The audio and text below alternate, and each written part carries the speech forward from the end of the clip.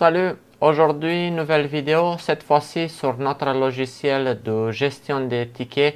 Donc je vais vous montrer dans cette vidéo quel logiciel on utilise, qu'est-ce qu'on fait avec, pourquoi on a choisi cela, est-ce qu'on a essayé d'autres choses, et je vais vous faire un petit résumé de quelle manière on fait une prise en charge quand on a un client avec un Mac à réparer. Le logiciel qu'on utilise s'appelle Axonote, c'est une entreprise française qui la développe. On a essayé d'autres logiciels comme Geston, par exemple Organilog. On a fait un peu de GoSuivi, mais pas énormément. Donc je sais qu'il y a certains parmi vous qui utilisent GoSuivi.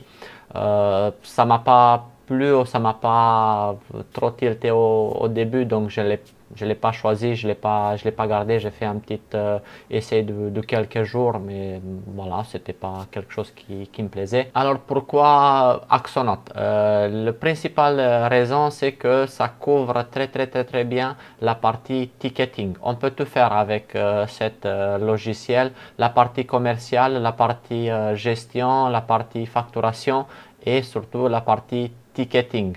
Ticketing parce que je veux savoir ce qu'on a fait sur l'appareil d'un client. On ne remplace pas seulement un écran sur un iPhone ou une batterie. On a besoin, on va dire, d'un suivi un peu plus poussé qu'une simple facture, un ticket de caisse pour notre client. On veut marquer des détails dans le ticket, ce qu'on a eu, qu'est-ce qu'il a eu l'appareil, est-ce qu'il a pris l'eau, est-ce qu'il était venu pour une récupération de données, est-ce qu'il est venu pour la réparation, mais réparation à moitié. Par exemple, on a eu le cas où le client a voulu seulement réparer la carte mère et utiliser l'appareil avec un écran externe. Il ne voulait pas réparer l'écran, mais c'est des choses qu'on met sur notre ticket, et comme ça on sait si le client nous rappelle ou si il y a quelque chose d'autre sur cet appareil dans l'avenir. Voici l'interface du logiciel. C'est un logiciel qui tourne sur le navigateur, donc il n'y a pas besoin qu'on l'installe sur notre ordinateur. De cette manière, on peut l'utiliser sur un Windows comme sur un Mac, et aussi ils ont une application pour les portables. On a la partie avec toutes les catégories, donc le tableau de bord, pilotage avec administrative, les statistiques, factures, les rapprochements bancaires et tout le reste. On a la partie commerciale, donc une agenda si on prend des rendez-vous, le répertoire avec les clients, opportunités par exemple si quelqu'un nous recommande ou on veut aller sur une piste d'un potentiel client. La partie marketing, on peut la gérer également. La partie vente avec les factures, devis, commandes et catalogue des produits.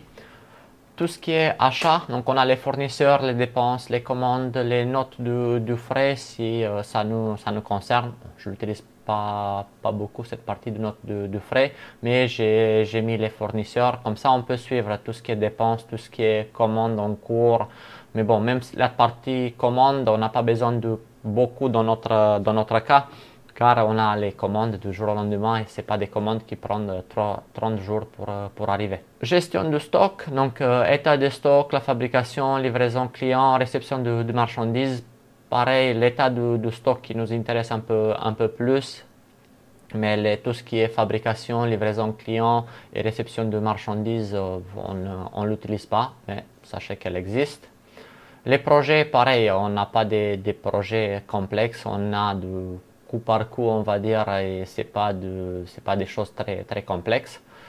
Ressources humaines, donc le personnel, les absences et les charges sociaux. Et la partie ticketing, donc on a les tickets, les tags et les statistiques par rapport aux tickets. On a la partie qui nous intéresse, donc là ici, référence, c'est un code ou un hashtag généré, un numéro de ticket généré par le logiciel.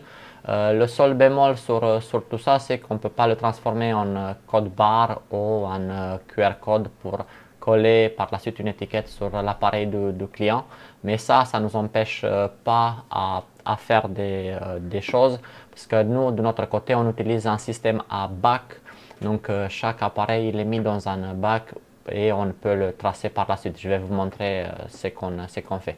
Donc la création, la date où on l'a créé, la date de la dernière modification, la priorité. Donc là, côté priorité, vous avez normal, basse, haute, urgent. C'est en fonction de l'urgence du client. Par la suite, on a la partie client, le nom du client. Le projet, ça ne concerne pas parce qu'on ne l'utilise pas. Le statut de cela, donc comme vous voyez, on a plusieurs ici, par exemple facture à faire, ouvert, à contacter client. Quand on crée un ticket, il est automatiquement en ouvert. Par la suite, on va le mettre en cours pendant si on commence à le regarder. Si on doit contacter les clients pour n'importe quelle raison, on le met à contacter client. Par exemple, si c'est à contacter le client pour voir pour le mode de passe ou pour d'autres détails, on peut le mettre dans cette statut-là. Si on a envoyé un message par exemple et on attend la réponse du client, bah, pareil, on le met en attente client et on peut le suivre par la suite. On le change une fois on a validé avec le client. On attend une validation devis. C'est des devis qu'on envoie c'est des devis qu'on envoie au client et par la suite on attend la validation. Le devis accepté, par exemple, il nous appelle, il accepte le devis, on va le notifier dans le ticket, comme ça on sait qu'on peut aller plus loin et on va le réparer. Devis refusé, bah, là, devis refusé à remonter vu que l'appareil il est ouvert. Par exemple, on attend une pièce, si on n'a pas toutes les pièces en stock. À récupérer par client HS dans le cas où soit il n'est pas réparable, soit le client a refusé le devis et on l'a remonté. À récupérer par client, à réparer une fois il est fait et comme ça on sait qu'à ce stade-là, on a déjà notifié le client qu'il est prêt. Il partira dans la partie récupération par le client et il reste que ça à faire. À récupérer par client, il n'est ni HS ni réparé, c'est simplement un appareil qui doit être récupéré par client. Des fois on a des cas un peu plus spéciaux. À renvoyer par la poste, donc on a l'habitude de travailler avec pas mal de personnes par la poste. Une fois tout est réglé et il est prêt à être renvoyé, on le met dans cette statue-là. Comme ça, on sait qu'on doit le mettre dans le colis et amener à la poste dans la journée, par exemple. Facture à faire, il s'agit d'un statut, par exemple, il y a des clients qui viennent récupérer leurs appareils, ils ont payé mais on n'a pas eu le temps de faire la facture de suite, donc on le met en facture à faire. Devis à faire, c'est pour ceux qui demandent un devis. On attend des pots appareils. Il peut y avoir des clients qui nous appellent, on prend leurs coordonnées, on va ouvrir un ticket et on attend l'arrivée de l'appareil. Comme ça, on a tous les détails une fois l'appareil reçu. On attend le paiement, c'est surtout pour ceux qui nous envoient par la poste. Comme ça, on peut vérifier est-ce que le paiement a été fait et une fois paiement effectué, on peut le passer à renvoyer par la poste. On a aussi la partie réserve. Donc ça, il s'agit des appareils qui sont réparés ou qui sont oubliés par les clients et qu'on le met dans la réserve. Et, au bout de quelques mois qui restent dans un bac, il n'y a personne qui vient les récupérer, on va les bouger dans la réserve pour ne pas encombrer tout ce qui est rangement pour les choses qu'on a en cours ou les choses qui sont arrivées. Et à la fin, une fois tout est réglé, tout est fait, on peut fermer le ticket. Les tickets fermés, on peut les réouvrir s'il y a quelque chose. Donc, c'est des choses, ils vont disparaître de cette liste, mais ils seront toujours disponibles à être consultés. Titre, il s'agit par exemple de faire un petit titre de ticket, par exemple A1502 mettre à jour. En première regarde, on peut savoir ce qu'on doit faire ou de quoi il s'agit. Les échanges, c'est les échanges qu'on a eu par mail via le logiciel avec les clients. Les tags, en général, on met le numéro du modèle ou la catégorie de l'appareil. Affectation, que ce soit Dominique ou que ce soit moi.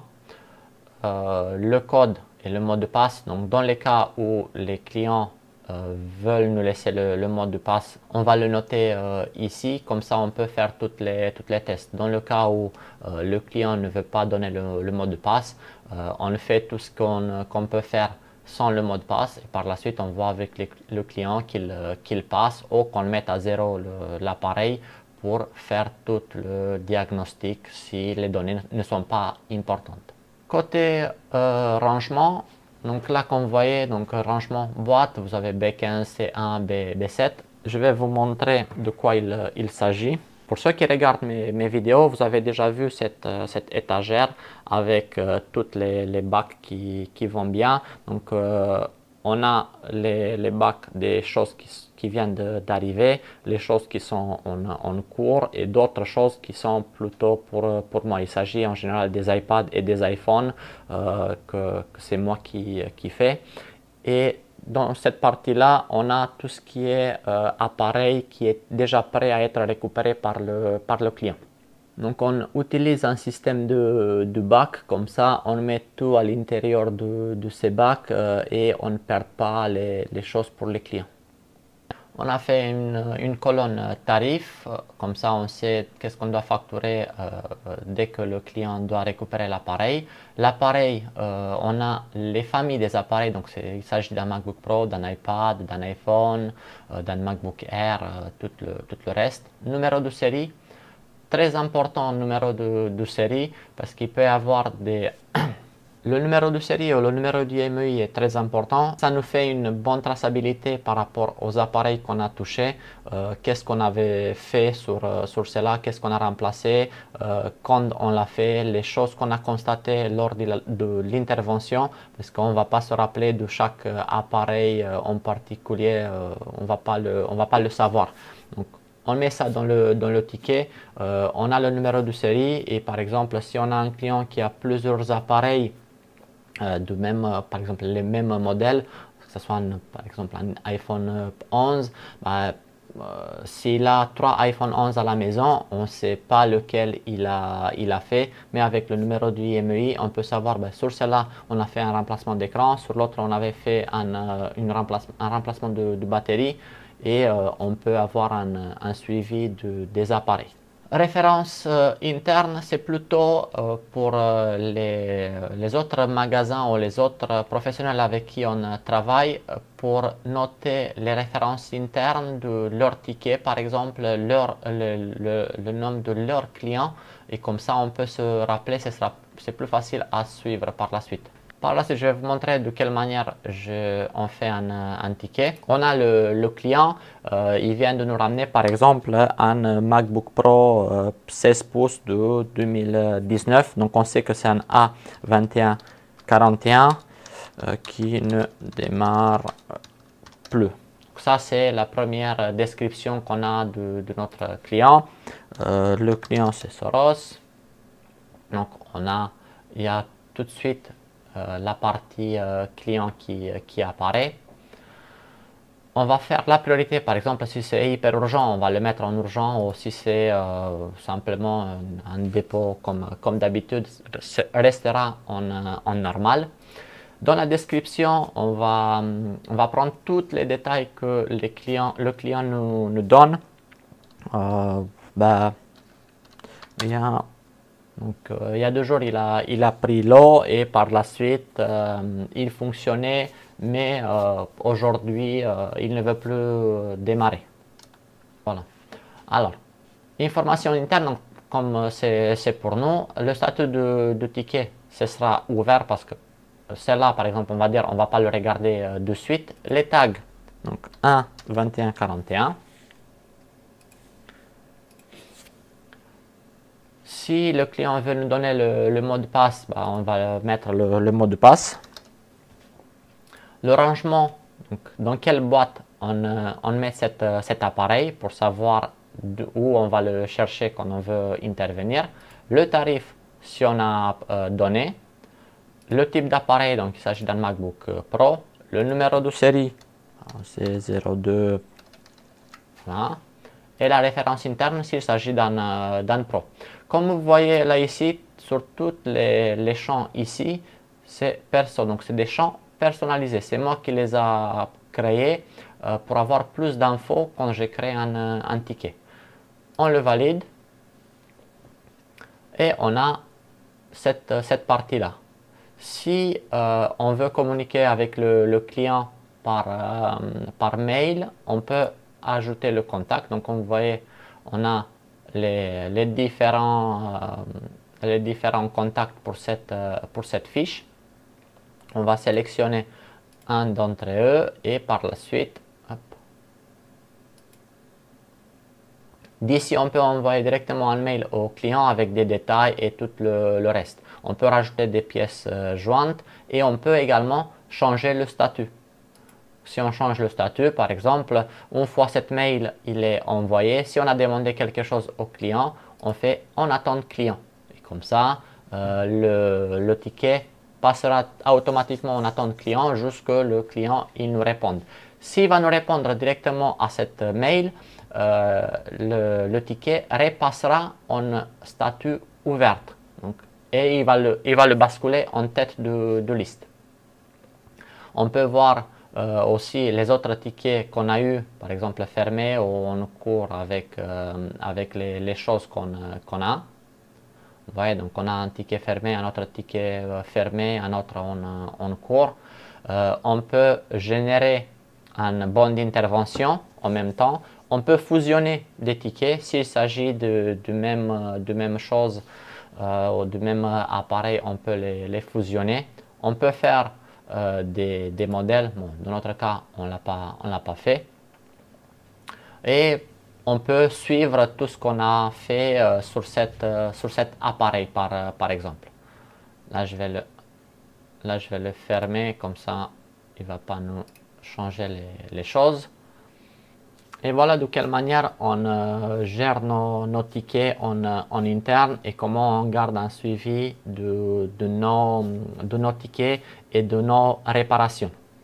Je vais vous mettre un lien dans la description si vous voulez essayer cette logiciel. Moi, je le trouve très bien. On peut le personnaliser assez bien. Vous pouvez prendre les exemples que moi j'ai mis. Il n'y a pas de souci. Ça vous fait un petit modèle qui fonctionne pour nous. Et si vous avez d'autres questions et si c'est des choses un peu plus complexes, pourquoi pas, je peux faire une autre vidéo en expliquant certaines parties que vous n'avez pas compris ou vous ne savez pas arriver à ce que moi j'ai fait ici. C'est tout pour cette vidéo. À la prochaine.